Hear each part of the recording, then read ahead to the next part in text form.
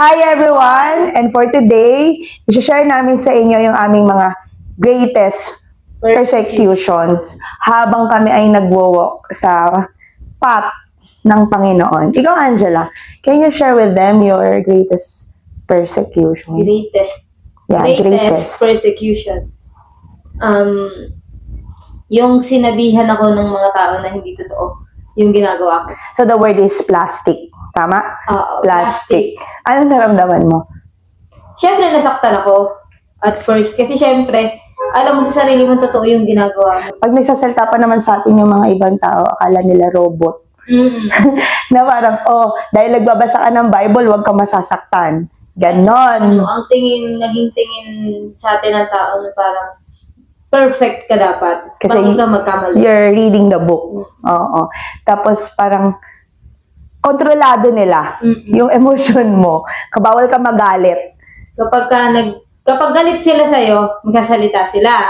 Pero pag ikaw na yung nagsalita, babatihin ka nila. Pakistan-Christian ka pa. Ganyan ba yung mga Kristiyano? Pero to think na sobrang wala na siyang dating.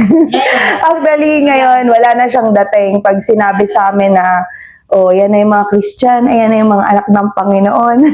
Diba? Naalala ko noon, isa pa, sa court din. Sabi sa akin, sa court.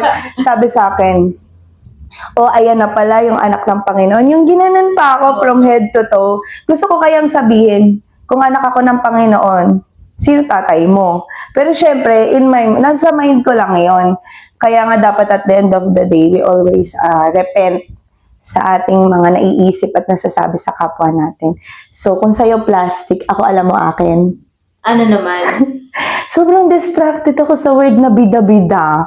Parang palagi na lang ako nasasabihan na bida-bida. Although yes, I am talkative po kasi talaga. Yes. I am very, very vocal sa aking feelings and emotion. Kasi feeling ko, pag di ko sinabi, wala man magtatanong. So, paano ko ma-rescue kung hindi ko sasabihin? Unlike other people, we're very opposite po. Angela is very calm and I am so noisy. I am very noisy. Kasi pag di ko sinabi, dahil feeling ko, insensitive siya. Dahil quiet ako. Dahil quiet siya, lilipas yung nararamdaman ko na walang naaayos. Kaya ako, ayun nga, let's go back to the word bida-bida. Gusto ko nga nang sabihin sa kanila pag sinasabi nilang bida-bida parang, bakit ba ako naging bida-bida sa paningin ninyo? Natatandaan ko nga yung may nagsabi sa atin na isa sa inaalagaan natin na ate, hindi ka bida-bida. Natatandaan mo? O ano yun? Ano pa yun? Ang sabi niya sa'yo is, marunong ka lang. So, parang kasalanan ko. Na naging marunong ako, kaya naging bida-bida ako. Diba? Sa dami ng experience and actually life and death experience natin when I was 21.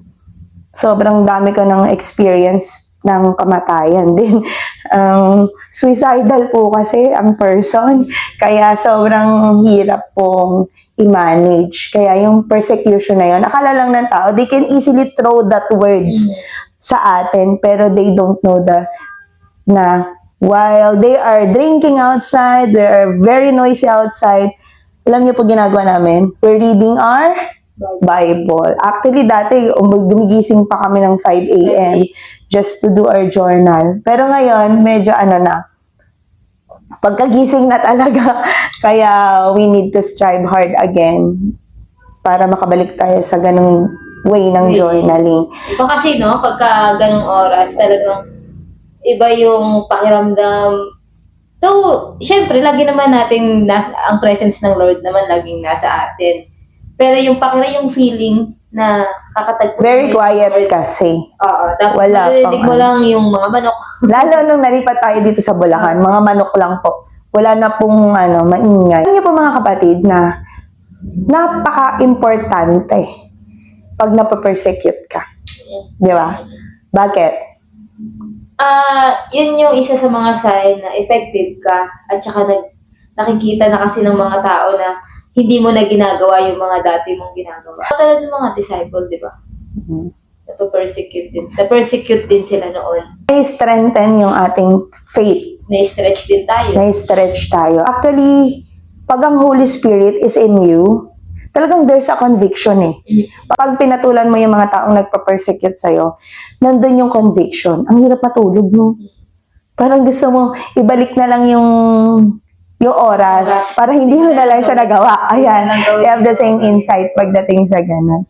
Para sa mga bagong, Mananampalataya, kailangan tayo ay maging matatag, syempre. Kasi kapag di tayo matatag, madali lang tayong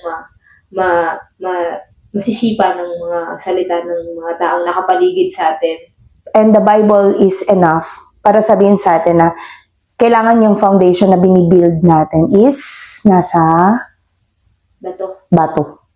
Kasi pag dumating ang unos, pag dumating ang bagyo, hindi siya madaling Matatangay. at ang solid foundation ay ang Salita ng Panginoon. oo. Ayun lang, kaya as we end this portion, we would like to encourage everyone to Read your Bible every day. and surround yourself with godly people.